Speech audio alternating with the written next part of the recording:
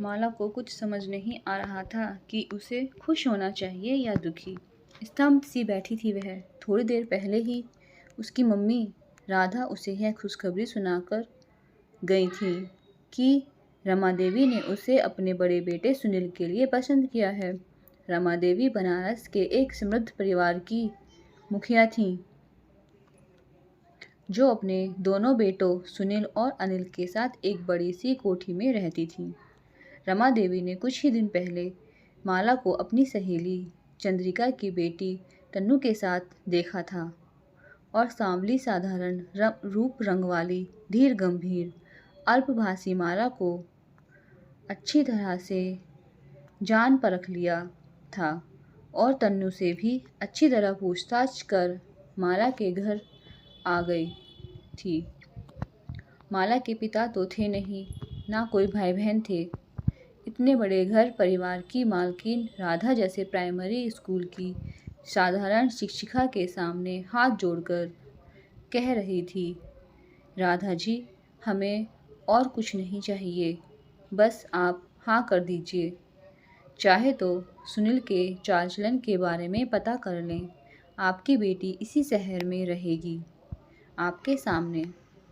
बस मुझे थोड़ा समय दीजिए, मैं माला से बात कर लूँ, कहा था राधा ने। समस्या बस यही लग रही थी कि 4 महीने पहले ही सुनील की पत्नी दिव्या की कार दुर्घटना में मृत्यु हो गई थी। सुनील और उसका 1 वर्षीय बेटा सिद्धार्थ बाल बाल बच गए थे। अब रमा को अपने बेटे का घर फिर से बसाने की जल्दी थी।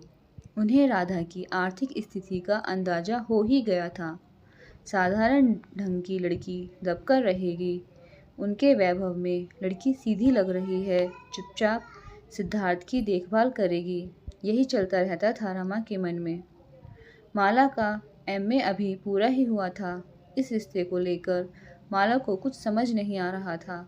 शादी होते ही एक बेटे की मां बनने में उसे कोई आपत्ति नहीं थी। इसके पहले जितने भी रिश्ते आए थे, लड़के वालों का दबे छुपे शब्दों में दहेज मांगने का ढंग उसे चुभता रहता था। उसे अपने साधारण रूप रंग का भी एहसास था। अब तक कहीं बात नहीं बनी थी और फिर अपनी मम्मी की चिंता देख उसने इस रिश्ते के लिए हामी भर दी। वैसे भी उसकी अपनी को तो कोई पसंद थी नहीं। राधा को भी आपत्ति का कोई कारण समझ नहीं आया। सुनील की शिक्षा, बिजनेस, धन, किसी में कोई कमी नहीं थी। बेटी रानी की तरह राज करेगी, ऐसा रिश्ता देखकर वह खुश थी। रही सिद्धार्थ की बात, तो वह जानती थी कि माला को बच्चों से प्यार है, उसे सिद्धार्थ से लगाव हो ही जाएगा। यह भरोसा तो उन्हें था ही। विवाह आनन फानन में तय हो गया था। रमा देवी, सुनील, अनिल और उसकी खूबसूरत पत्नी मंजू, अनिल से छोटी सुजाता और सुनंदा सब आकर माला को हीरे की अंगूठी पहना गए थे। राधा रमा के बड़प्पन के आगे नतमस्तक होती रही। विवाह 1 महीने बाद ही होना था। सबके जाने के बाद माला ने कहा, माँ, मुझ जैसे साधारण शक्ल सूरत की लड़की को कैसे पसंद कर लिया उन्होंने। वे सब कितने गोरे, कितने सुंदर हैं, और सिद्धार्थ को सब नौकरों के पास क्यों छोड़ आए थे, वो तो मुझे नहीं पता। लेकिन तू चिंता मत कर, यह सब तो ईश्वर की मर्जी से होता है।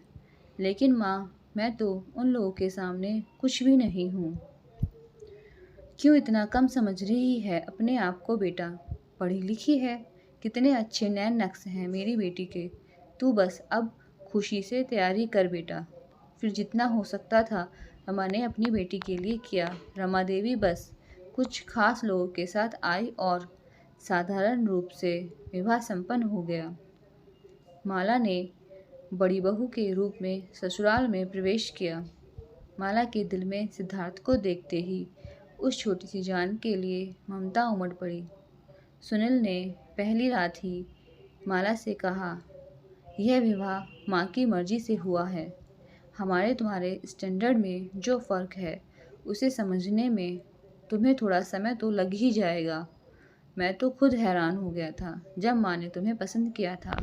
माँ तो हर चीज़ में अपना स्टैंडर्ड देखती है। पता नहीं कैसे उन्होंने तुम्हें। खैर छोड़ो, धीरे धीरे हमारी सोसाइटी के कायदे कानून सीख जाओगी।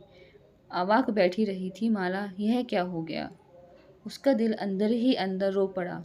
उस पल माला को एहसास हुआ कि एक पल में सब कुछ कैसे बदल जाता है। वो कुछ नहीं समझ पाई और अंदर ही अंदर रोने लगी।